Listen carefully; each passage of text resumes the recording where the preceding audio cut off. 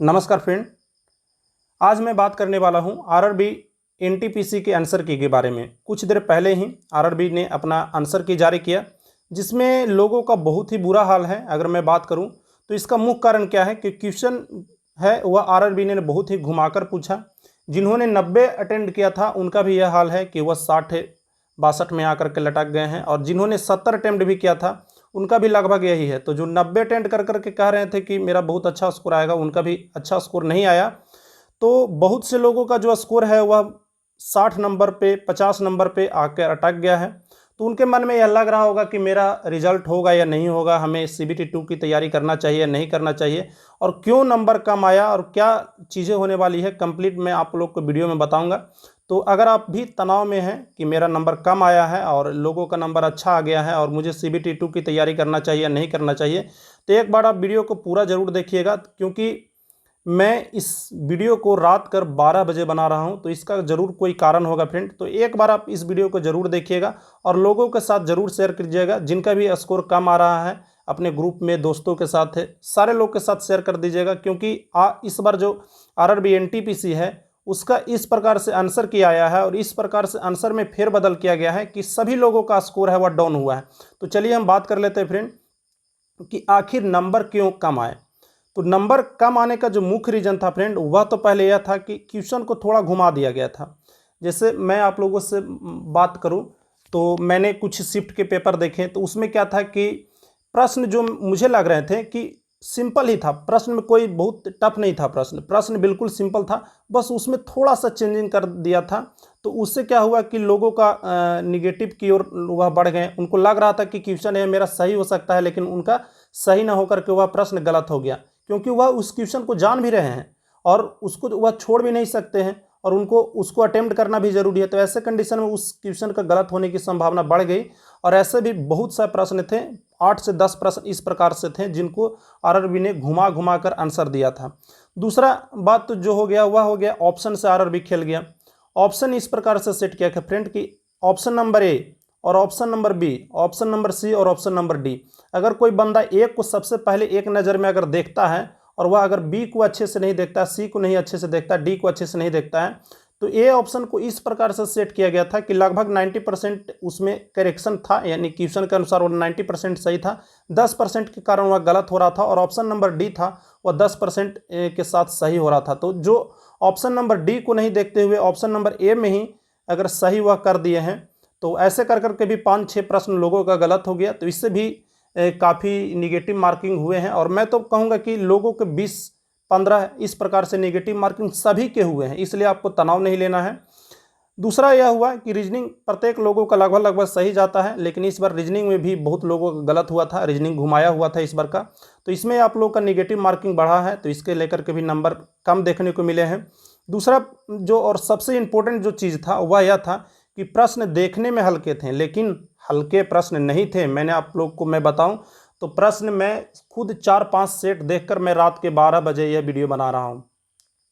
तो रात के 12 बजे जब मैं 4 शिफ्ट का प्रश्न देखा और लोगों से मैंने आंसर की, उनके रोल नंबर मंगाकर मैंने जब प्रश्न देखे, तो मैं देखा कि प्रश्न बहुत ज़्यादा मतलब देखने में सिर्फ हल्का है। कोई भी स्टूडेंट अगर उसको बेहतर तरीके से अध्ययन नहीं किया है तो वह जाहिर सी बात है देखने में हल्का लगेगा, वो उसको अटेम्प्ट करेगा, अटेम्प्ट उनका 90 चला ही जाएगा, और जब आंसर की में आएगा तो वह प्रश्न उसका गलत हो जाएगा, क्योंकि प्रश्न को थोड़ा सा घुमा दिया है और लोगों को लग रहा है कि प्रश्न हल्का है, उसको अटेम्प्ट कर रहे हैं। तो यह मुख्य 4 बातें रही जो आपके निगेटिव मार्किंग को बहुत ज़्यादा बढ़ाया है, और यह सभी के साथ हुआ है। तो आपको इसको लेकर के तनाव नहीं लेना है। हम आपको बताएंगे भी कि कितना नंबर अगर आप लाते हैं तो आप लोग का रिजल्ट बिल्कुल सिक्योर है, और CBT 2 का आप लोग को तैयारी करना चाहिए। तो आप लोगों से एक बात और कहना चाहूँगा फ्रेंड, बहुत से लोग तनाव में होंगे इस बात को लेकर के, तो उनके साथ आप इस वीडियो को ज़रूर शेयर कीजिएगा। बस इतना काम कर दीजिए, वीडियो को लाइक कीजिए या मत कीजिए। तो चलिए आगे की बातें हम करते हैं। तो सारी बातें हमने कर ली, अब हम यह देखते हैं कि आखिर क्या क्या रीज़न है जो आपके कट ऑफ को कम रख सकती हैं। अगर आप कम भी स्कोर किए हैं, आपका आंसर की में कम भी मार्क्स आ रहा है, तो क्या चीज़ें हैं जो आपको सिलेक्शन आपका सुनिश्चित करा सकती है। तो सबसे पहले यह बात है कि सभी का निगेटिव है बहुत हाई हुआ है, सिर्फ आप ही का नहीं हुआ है, लगभग एवरेज स्टूडेंट का निगेटिव बहुत अच्छा हुआ है। किसी का भी निगेटिव 10 नंबर से कम देखने को नहीं मिलता है, जबकि एक 10 नंबर निगेटिव ही एक काफ़ी अच्छा खासा निगेटिव हो जाता है। लेकिन जनरली 10 से 15 नंबर सभी बच्चे का निगेटिव है, किसी किसी का तो 20 है, 25 भी है। तो इस प्रकार से जनरली देखा जाए तो 15 नंबर निगेटिव है वह सभी का गया है। तो यानी कि निगेटिव हाई गया है, यानी कि नंबर भी लोगों का कम पर ही आएगा, रो मार्क्स भी कम हो जाएगा।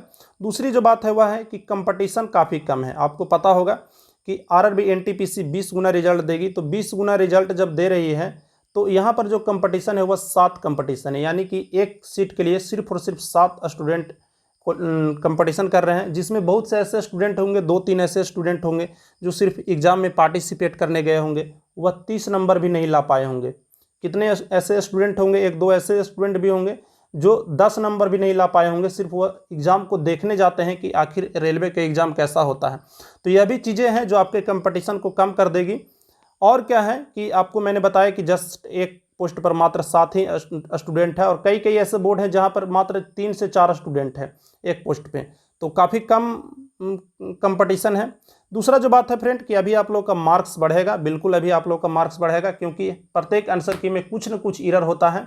उसको अभी ऑब्जेक्शन आप लोग जब करिएगा 50 रुपये दे करके, तो वहाँ से आप लोग का मार्क्स बढ़ना तय है। साथ में 2-3 क्वेश्चन को आरआरबी रेलवे है जो हमेशा प्रत्येक शिफ्ट में लगभग 2-3 प्रश्न ऐसे होते ही हैं जो उसका एक के साथ 2 आंसर होते रहता है, तो उसका आप लोग का अभी 2-3 नंबर यहाँ पर आप लोग को बढ़ा हुआ देखने को मिल सकता है।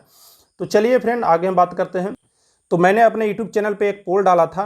पोल में लगभग 50% ऐसे स्टूडेंट थे जिनका नंबर था वह 50 से कम था। यानी कि बहुत से ऐसे लोग भी होते हैं जो अपना नंबर बढ़ा करके कमेंट कर देते हैं, लेकिन फिर भी 50% ऐसे लोगों ने माना कि उनका नंबर है वह 50 से कम है। बाकी 23% लोगों का नंबर था वह 50 से 60 के बीच था। मात्र 16% लोगों का नंबर 60 से 65, और 11% लोगों का नंबर 65 से 70, और मात्र 7% लोगों का नंबर है वह 70 से प्लस है। लेकिन मैं इस 7% को भी नहीं मानकर चल रहा हूँ, मैं मानकर चल रहा हूँ कि 1% लोगों का जो नंबर है वह 70 प्लस है, क्योंकि बहुत से ऐसे लोग होते हैं वह झूठ कर देते हैं क्लिक 70 प्लस पे, हालांकि वह एग्ज़ाम भी नहीं दिए होंगे फिर भी इस पोल में भाग ले लिए होंगे। तो मैं 1% लोगों का ही ऐसा मानकर चल रहा हूँ जिनका 70 से प्लस आया है रो मार्क्स। तो चलिए अब हम कटअप के बारे में बात कर लेते हैं, सेफ स्कोर के बारे में बात कर लेते हैं। और एक चीज़ मैं आप लोगों से और कहना चाहूँगा फ्रेंड कि यह सिर्फ CBT 1 है, यह आपका सिर्फ क्वालिफाई नेचर है। इसके नंबर को लेकर के अगर आप तनाव में आ रहे हैं तो बिल्कुल यह आपकी गलत धारणा है। बहुत कम नंबर है तो फिर दिक्कत है। अगर आपका एवरेज भी मार्क है तो भी आपको तनाव नहीं लेना है, क्योंकि सभी के मार्क्स कम हुए हैं, सभी का निगेटिव हुआ है। और इसमें अगर आप क्वालिफाई कर जाते हैं CBT 2 में, अगर आप अच्छा करते हैं तो कोई दिक्कत नहीं है, CBT 2 में आप अच्छा स्कोर कीजिए। और एक चीज़ मैं अभी आप लोग को और बताना चाहूँगा, आज मैं गिववे का एंड करने वाला था, लेकिन अब गिववे का एंड मैं 2 दिन बाद करूंगा, और उसमें मैं आप लोग को टेक्स्ट बुक का पास दे रहा हूं, लाइफ टाइम टेक्स्ट बुक का पास दे रहा हूं।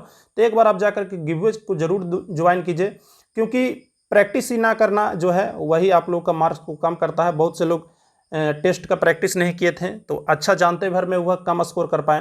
तो चलिए अब हम बात कर लेते हैं एक सेफ स्कोर के बारे में। तो सेफ जो स्कोर हो सकता है फ्रेंड वह हो सकता है 55 नंबर। 55 नंबर अगर आपका ग्रेजुएशन के अगर आप पोस्ट को अप्लाई किए हैं तो 55 नंबर अगर आपका आ रहा है यूवर में तो आप बिल्कुल सेफ जोन में हैं। अगर EWS की बात करें, OBC की बात करें, SC ST की बात करें, तो आप अगर ग्रेजुएशन में है तो अगर आपका 50 नंबर भी अगर रो मार्क्स आ रहा है तो बिल्कुल आप सेफ जोन में है। किसी का मत सुनिए, अगर आपका 50 नंबर आ रहा है तो बिल्कुल आप सेफ जोन में है। आप CBT 2 का तैयारी कीजिए, कोई दिक्कत नहीं है। क्योंकि बहुत से लोग होंगे जो आपसे झूठ बोलेंगे कि मेरा इतना नंबर आता है। कमेंट सेक्शन चेक करिएगा तो कोई हो सकता है आपको 83 भी बता दे, 82 बता दे, 70 बता दे, लेकिन असलियत में उनका उतना नंबर नहीं रहता है। इसलिए अगर आपका 50 नंबर भी अगर आ रहा है, अगर आप EWS, OBC, general, SC ST किसी भी कैटेगरी से हैं तो 50 नंबर इनफ है।